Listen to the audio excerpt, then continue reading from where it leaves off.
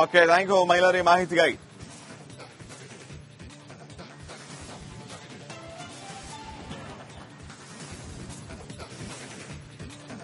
ಇವತ್ತು ಬೆಳ್ಳಂಬೆಳಗ್ಗೆ ಲೋಕಾಯುಕ್ತ ಅಧಿಕಾರಿಗಳು ಬೆಂಗಳೂರು ಸೇರಿ ನಾನಾ ಕಡೆ ದಾಳಿ ಮಾಡಿದ್ದಾರೆ. ಎಲ್ಲೆಲ್ಲಿ ದಾಳಿಯಾಗಿದೆ, ಏನ್ ಬೆಳವಣಿಗೆ ಆಗಿದೆ, ಅದರ ಮಾಹಿತಿಯನ್ನ ರಿಪಬ್ಲಿಕ್ ಅನ್ನ ನಿಮ್ಮ ಮುಂದೆ ಇಡ್ತಾ ಇದೆ. ಬೆಂಗಳೂರು ಸೇರಿ ಹಲವು ಕಡೆ ಲೋಕಾಯುಕ್ತ ಅಧಿಕಾರಿಗಳು ಏಕಕಾಲದಲ್ಲಿ ದಾಳಿ ಮಾಡಿದ್ದಾರೆ. 6 ಕಡೆ ಹೆಚ್ಚು ಕಡಿಮೆ. ಬೆಂಗಳೂರು, ಗದಗ, ಕಲಬುರಗಿ, ರಾಯಚೂರು, ಚಿತ್ರದುರ್ಗದಲ್ಲೂ ಕೂಡ ಲೋಕಾಯುಕ್ತ ಅಧಿಕಾರಿಗಳ ದಾಳಿಯಾಗಿದೆ. ಬೆಂಗಳೂರಿನಲ್ಲಿ 5 ಕಡೆ ದಾಳಿ ನಡೆಸಿ ಪರಿಶೀಲನೆ ಮಾಡಿದ್ದಾರೆ ಅಧಿಕಾರಿಗಳು. 10 ಭ್ರಷ್ಟ ಅಧಿಕಾರಿಗಳ ನಿವಾಸಗಳಲ್ಲಿ ಲೋಕ ಅಧಿಕಾರಿಗಳ ಶೋಧ ಈಗಲೂ ಕೂಡ ಮುಂದುವರಿತಾ ಇದೆ.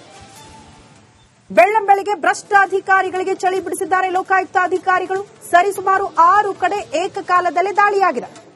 ಬೆಂಗಳೂರಿನಲ್ಲೇ 5 ಕಡೆ ಲೋಕಾಯುಕ್ತ ಅಧಿಕಾರಿಗಳು ದಾಳಿ ಮಾಡಿದ್ದಾರೆ.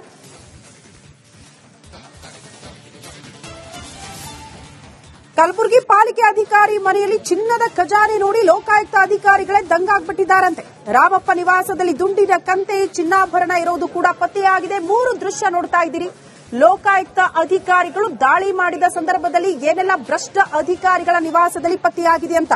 ಪ್ರಮುಖವಾಗಿ ಕಲಬುರಗಿ, ಬೆಂಗಳೂರು, ಗದಗ ಇಲ್ಲೆಲ್ಲ ಕೂಡ ಲೋಕಾಯುಕ್ತ ಅಧಿಕಾರಿಗಳ ದಾಳಿಯಾಗಿದೆ. ಪ್ರಮುಖವಾಗಿ ಕಲಬುರಗಿ ಪಾಲಿಕೆ ಅಧಿಕಾರಿ ನಿವಾಸದಲ್ಲಿ ಅಂತೆ ಚಿನ್ನದ ಖಜಾನೆಯೇ ಪತ್ತೆಯಾಗ್ಬಿಟ್ಟಿದೆ. ರಾಮಪ್ಪ ನಿವಾಸದಲ್ಲಿ ದುಡ್ಡಿನ ಕಂತೆ, ಚಿನ್ನಾಭರಣವನ್ನ ಕೂಡ ಅಧಿಕಾರಿಗಳು ಸೀಸ್ ಮಾಡಿದ್ದಾರೆ. ಈಗಲೂ ಕೂಡ ಲೋಕಾಯುಕ್ತ ಅಧಿಕಾರಿಗಳು ಶೋಧ ಮುಂದುವರೆಸಿದ್ದಾರೆ.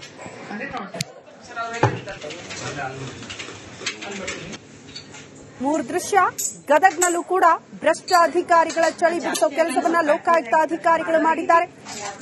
ಸಹಜವಾಗಿ ಈ ಸರ್ಕಾರಿ ಅಧಿಕಾರಿಗಳು ಯಾವುದೇ ಕೆಲಸ ಮಾಡಿಕೊಡ್ಬೇಕಂದ್ರೂ ಕೂಡ ಲಂಚ ಕೇಳಿರ್ತಾರೆ. ಲಂಚಕ್ಕೆ ಬೇಡಿಕೆ.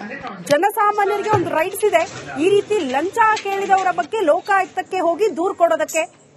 ಸೊ ಆ ದೂರಿನ ಅನ್ವಯವೂ ಕೂಡ ಲೋಕಾಯುಕ್ತ ಅಧಿಕಾರಿಗಳು ಹಲವು ಕಡೆ ದಾಳಿ ಮಾಡಿದ್ದಾರೆ.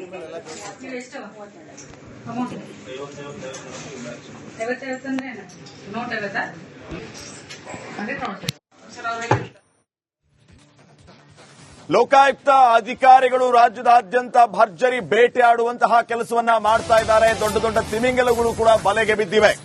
ಅದರಲ್ಲೂ ಕಲಬುರಗಿ ಪಾಲಿಕೆ ಅಧಿಕಾರಿ ಮನೆಯಲ್ಲಿ ಚಿನ್ನದ ಖಜಾನೆಯೇ ಸಿಕ್ಕಿದೆ. ರಾಮಪ್ಪ ನಿವಾಸದಲ್ಲಿ ದುಡ್ಡಿನ ಕಂತೆ, ಚಿನ್ನಾಭರಣವನ್ನ ಲೋಕಾಯುಕ್ತ ಅಧಿಕಾರಿಗಳು ಸೀಸ್ ಮಾಡಿದ್ದಾರೆ. ಲೋಕ ಅಧಿಕಾರಿಗಳು ಶೋಧವನ್ನ ಮುಂದುವರೆಸಿದ್ದಾರೆ. ಬೆಂಗಳೂರಿನಲ್ಲೇ 5 ಕಡೆ ದಾಳಿ ನಡೆದಿದೆ. 10 ಭ್ರಷ್ಟ ಅಧಿಕಾರಿಗಳ ಮನೆಗಳಲ್ಲಿ ಲೋಕಾಯುಕ್ತ ಅಧಿಕಾರಿಗಳು ಶೋಧ ನಡೆಸಿದ್ದಾರೆ. ಬೆಂಗಳೂರು, ಗದಗ್, ಕಲಬುರಗಿ, ರಾಯಚೂರು, ಚಿತ್ರದುರ್ಗ, ಬೆಂಗಳೂರು ಸೇರಿ 6 ಜಿಲ್ಲೆಗಳಲ್ಲಿ ಲೋಕಾಯುಕ್ತ ಅಧಿಕಾರಿಗಳು ದಾಳಿಯನ್ನು ನಡೆಸಿದ್ದಾರೆ. ಅದರಲ್ಲೂ ಕಲಬುರಗಿಯ ಪಾಲಿಕೆ ಅಧಿಕಾರಿ ರಾಮಪ್ಪ ನಿವಾಸದಲ್ಲಿ ದುಡ್ಡಿನ ಕಂತೆ, ಚಿನ್ನಾಭರಣವನ್ನ ಸೀಸ್ ಮಾಡಿದ್ದಾರೆ. ಲೋಕಾಯುಕ್ತ ಅಧಿಕಾರಿಗಳು ಈಗಲೂ ಕೂಡ ಶೋಧ ಕಾರ್ಯವನ್ನ ಮುಂದುವರಿಸ್ತಾ ಇದ್ದಾರೆ.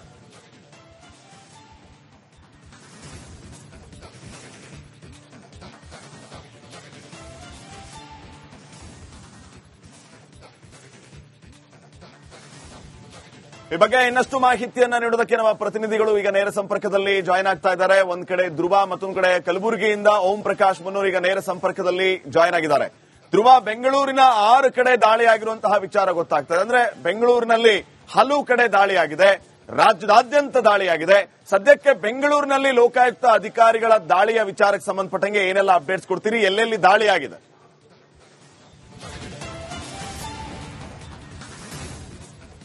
ಎಸ್ ಶ್ರೀಪಾದ್, ಮುಖ್ಯವಾಗಿ ಬೆಂಗಳೂರು ಸೇರಿದಂತೆ ರಾಜ್ಯದ 6 ಜಿಲ್ಲೆಯಲ್ಲಿ 10 ಭ್ರಷ್ಟ ಅಧಿಕಾರಿಗಳಿಗೆ ಇವತ್ತು ಬೆಳ್ಳಂಬೆಳಗ್ಗೆ ಲೋಕಾಯುಕ್ತ ಶಾಖನ ನೀಡಿದೆ. ಅದರಲ್ಲಿ ಮುಖ್ಯವಾಗಿ ಬೆಂಗಳೂರಿನ 5 ಕಡೆ ರೇಡ್ ಆಗಿರುವಂತದ್ದು. ಅದರಲ್ಲಿ ಅಬಕಾರಿ ಇನ್ಸ್ಪೆಕ್ಟರ್ ಇರಬಹುದು, ಹಾಗೆ ಪಾಲಿಕೆಯ ಇನ್ಸ್ಪೆಕ್ಟರ್ ಇರಬಹುದು.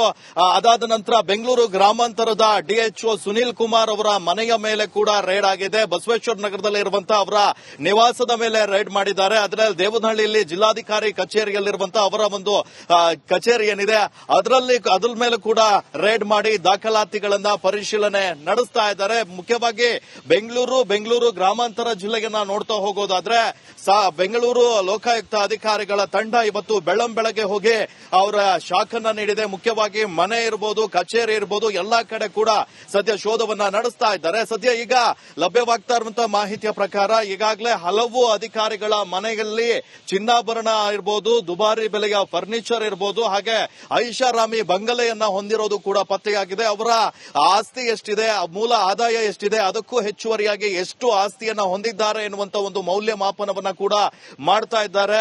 ಮುಖ್ಯವಾಗಿ ಸಾರ್ವಜನಿಕರಿಂದ ದೂರು ಬರ್ತಾ ಇದ್ದ ಹಾಗೆ ಈ ಒಂದು ಕ್ರಮವನ್ನ ಲೋಕಾಯುಕ್ತರು ಕೈಗೊಂಡು ಏಕಾಏಕಿಯಾಗಿ ಇವತ್ತು ದಾಳಿಯನ್ನ ನಡೆಸಿ ಎಲ್ಲಾ ಅಧಿಕಾರಿಗಳಿಗೆ ಕೂಡ ಈಗ ಶಾಕ್ ಅನ್ನ ನೀಡಿರುವಂತದ್ದು. ಅವರ ಪುತ್ರರಿರ್ಬೋದು, ಪತ್ನಿ ಇರ್ಬೋದು, ಎಲ್ಲರ ಅಕೌಂಟ್ ಅನ್ನ ಕೂಡ ಪರಿಶೀಲನೆ ನಡೆಸ್ತಾ ಇದ್ದಾರೆ. ಮನೆಯಿಂದ ಯಾರಿಗೂ ಕೂಡ ಹೊರ ಹೋಗ್ಲಿಕ್ಕೆ ಬಿಡದೆ ದಾಖಲಾತಿಗಳ ಪರಿಶೀಲನೆಯನ್ನ ನಡೆಸ್ತಾ ಇದ್ದಾರೆ. ಈಗ ಬಿಬಿಎಂಪಿಯ ಇನ್ಸ್ಪೆಕ್ಟರ್ ಒಬ್ಬರ ಮನೆ ಮೇಲೆ ಕೂಡ ದಾಳಿಯನ್ನ ನಡೆಸುವಂತ ಸಂದರ್ಭದಲ್ಲಿ ಹಲವು ದಾಖಲೆಗಳು ಹಾಗೆ ಚಿನ್ನಾಭರಣ ಲಭ್ಯವಾಗಿದೆ ಎನ್ನುವಂತ ಮಾಹಿತಿ ಇದೆ.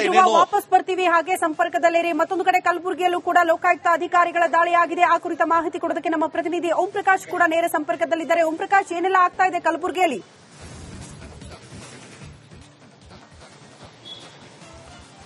ಶ್ರುತಿ, ಬೆಳಂಬೆಳಗ್ಗೆ ಭ್ರಷ್ಟ ಅಧಿಕಾರಿಗೆ ಬಿಸಿ ಮುಟ್ಟಿಸುವಂತ ಕೆಲಸಕ್ಕೆ ಲೋಕಾಯುಕ್ತ ಅಧಿಕಾರಿಗಳು ಮುಂದಾಗಿರುವಂತದ್ದು. ಕಲಬುರಗಿ ಮಹಾನಗರ ಪಾಲಿಕೆಯ ಉಪ ಆಯುಕ್ತರು ಮತ್ತೆ ಸೂಪ್ರಿಡೆಂಟ್ ಇಂಜಿನಿಯರ್ ಆಗಿ ಕೆಲಸ ಮಾಡ್ತಾ ಇದ್ದಂತ ಆರ್.ಪಿ. ಜಾಧವ್, ರಾಮಪ್ಪ ಜಾಧವ್ ಅವರ ಮನೆ ಮತ್ತೆ ಫಾರ್ಮ್ ಹೌಸ್, ಮಹಾನಗರ ಪಾಲಿಕೆಯ ಕಚೇರಿ ಮೇಲೆ ಒಟ್ಟು 3 ಅಧಿಕಾರಿಗಳ ತಂಡ, ಒಟ್ಟು 30 ಜನರ ಅಧಿಕಾರಿಗಳ ತಂಡ ಇದೀಗ ದಾಳಿ ಮಾಡಿರುವಂತದ್ದು. ಕಲಬುರಗಿ ನಗರದ ಉದಯನಗರದಲ್ಲಿ ನಾನೀಗ ಇರುವಂತದ್ದು. ಈಗಾಗಲೇ ಇದು ಆರ್.ಪಿ. ಜಾಧವ್ ಅವರ ಮನೆ ಆಗಿರುವಂತದ್ದು. ಬೆಳಗ್ಗೆಯಿಂದಲೂ ಕೂಡ ಅಧಿಕಾರಿಗಳು ಇಲ್ಲಿ ಶೋಧ ಕಾರ್ಯವನ್ನ ನಡೆಸ್ತಾ ಇರುವಂತದ್ದು. ಒಂದು ಕಲಬುರಗಿ ನಗರದ ಉದಯನಗರದಲ್ಲಿರುವಂತಹ ಮನೆ ಮತ್ತೆ ಫರ್ತಾಬಾದ್ ಬಳಿ ಇರುವಂತಹ ಫಾರ್ಮ್ ಹೌಸ್, ಅದರ ಜೊತೆಗೆ ಕಲಬುರಗಿ ಮಹಾನಗರ ಪಾಲಿಕೆಯ ಕಚೇರಿಯಲ್ಲಿ ಕೂಡ ಅವರ ಕಚೇರಿ ಏನಿದೆ ಅಲ್ಲೂ ಕೂಡ ಒಟ್ಟು 3 ಲೋಕಾಯುಕ್ತ ಅಧಿಕಾರಿಗಳ ತಂಡ ಪರಿಶೀಲನೆಯನ್ನ ನಡೆಸ್ತಾ ಇರುವಂತದ್ದು.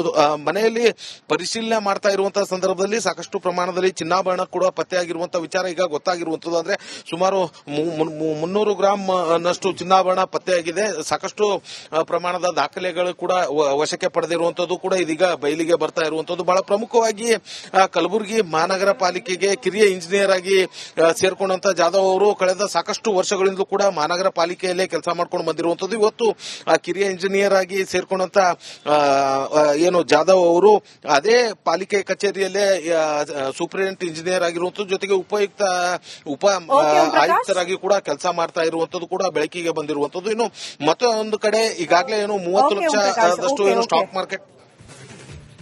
ಧನ್ಯವಾದಗಳು ತಮ್ಮೆಲ್ಲ ಮಾಹಿತಿಗೆ. ಮತ್ತೊಂದು ಕಡೆ ಧ್ರುವ ಕೂಡ ಮಾಹಿತಿ ಕೊಡ್ತಾ ಇದ್ರು. ಇಬ್ಬರಿಗೂ ಕೂಡ ಧನ್ಯವಾದಗಳು. ಒಟ್ಟಿನಲ್ಲಿ 6 ಕಡೆ ಲೋಕಾಯುಕ್ತ ಅಧಿಕಾರಿಗಳ ದಾಳಿಯಾಗಿದೆ. ಸಾಯಂಕಾಲದ ಹೊತ್ತಿಗೆ ಯಾರ್ಯಾರ ಮನೆಯಲ್ಲಿ ಏನೇನು ಪತ್ತೆ ಆಯಿತು ಎಲ್ಲ ಮಾಹಿತಿ ಸಿಕ್ಬಿಡುತ್ತೆ.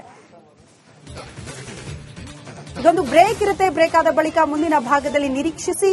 ರಿಪಬ್ಲಿಕ್ನಲ್ಲಿ ಮೆಡಿಕಲ್ ರಹಸ್ಯ ಏನಿರಬಹುದು ಹೇಳ್ತೀವಿ ಸ್ಮಾಲ್ ಬ್ರೇಕ್ ಆದ್ಮೇಲೆ.